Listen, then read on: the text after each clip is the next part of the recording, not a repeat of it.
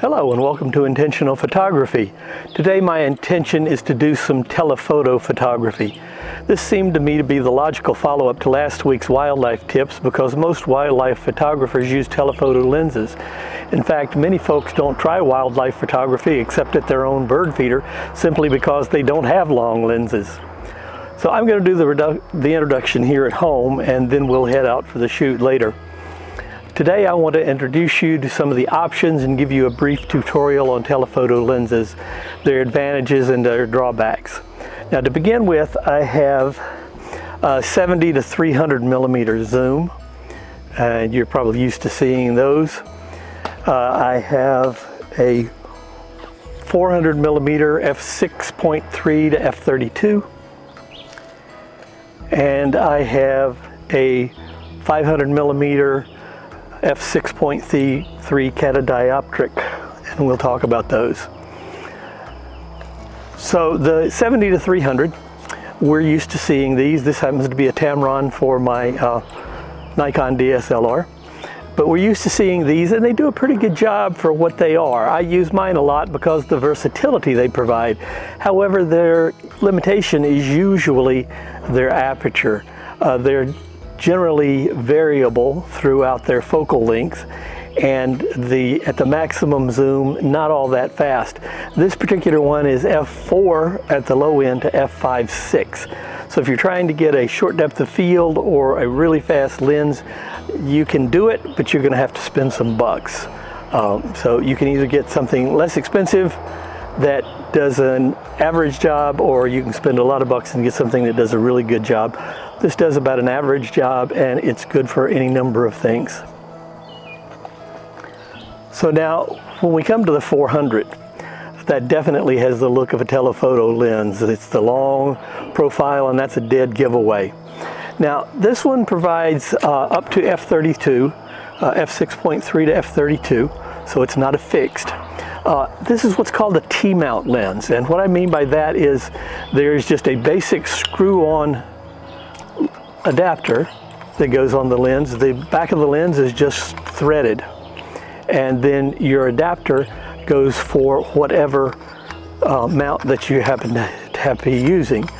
In this case, what I've done is I have both a Pentax and a Nikon mount, and so I'm able to use this camera on either one.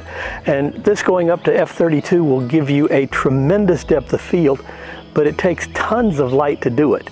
And this is definitely not going to be a handheld lens. You'll even notice the tripod mount here in the middle of it.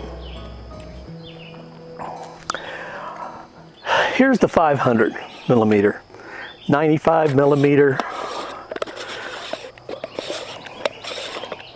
Wow, didn't know it was going to take this long to get the lens cap off. The dot in the middle is a dead giveaway that this is a mirror lens. And I'm sure you've probably seen mirror lenses of this type before. And in my experience, most of these are fixed aperture. I would say the vast majority of the ones I've seen are usually f8. I was fortunate to find this one. This is a fixed aperture, does not move. This one is a 6.3, so it gives me a fairly decent job for what it does. And the mirror design allows it to be much shorter for its focal length. You'll notice how much shorter it was than the 400 millimeter I showed you. But on the downside, because of the mirror and everything else, it's never going to be the sharpest lens you own. And it has a very strange and unique looking bokeh. Yes, I looked it up. That is the way it's pronounced. And I'll show you that later. With any of these lenses, you can always use a doubler.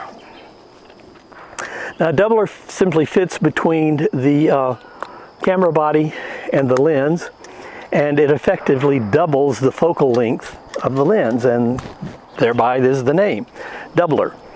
The trouble is, while it doubles the focal length, it halves the light. So for example, if I had my 70 to 300 zoom, it becomes a 600 millimeter zoom, but it becomes a 600 millimeter at f11. And once again, you better have loads of light. Now I wanted to tell you about the doubler, but I find them very inefficient and I won't be using one today. So there are the basics. So let's head out and see how they perform. Well, I promised you I'd be in a different location, but this wasn't the one I had in mind.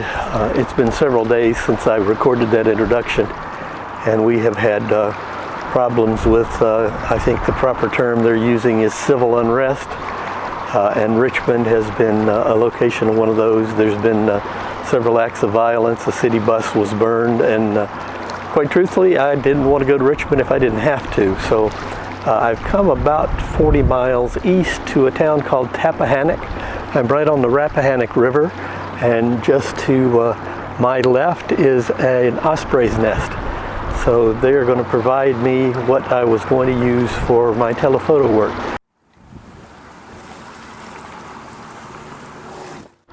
Originally I had a landmark in Richmond in mind, but I've chosen to come out this way instead.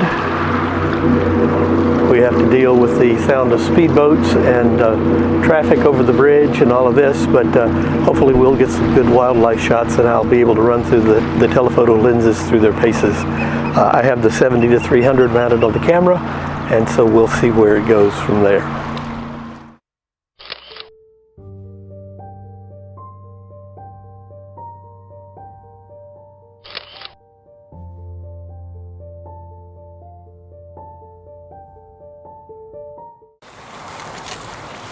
So what I've done for point of reference, I've given us a 70mm shot, and then I've taken a few with the 300mm.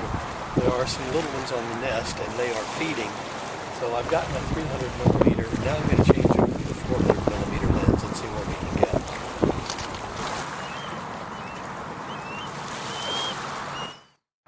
Of course I missed it. I have the 400mm on. I had just switched over, and the mate just came on, and as many YouTubers before me have said, the YouTubing, the videoing, sometimes keeps us from getting a shot. In the time I've been talking to you, the partner has come and gone, and so hopefully he'll come back while I have it on. But now I'm working with the 400mm lens, and let's see what we can get from there.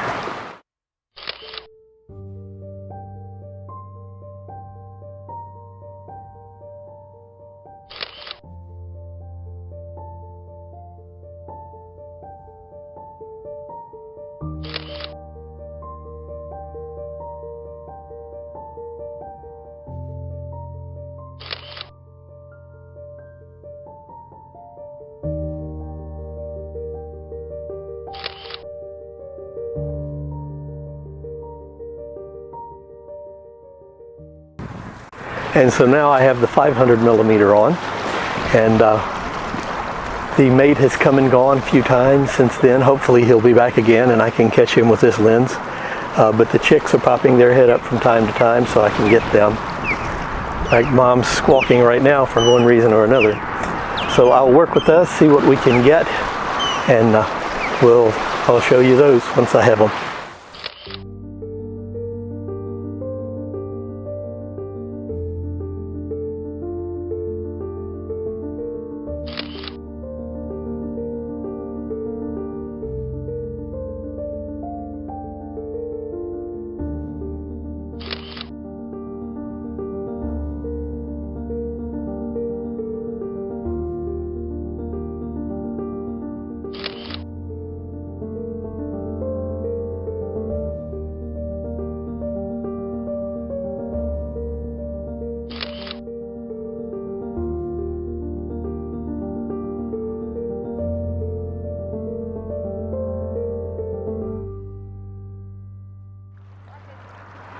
The sun is so bright that I can't really make out the backs of my camera, so I can tell a little bit, and I think I've gotten some good shots, but I won't know for sure until we get back to post-processing.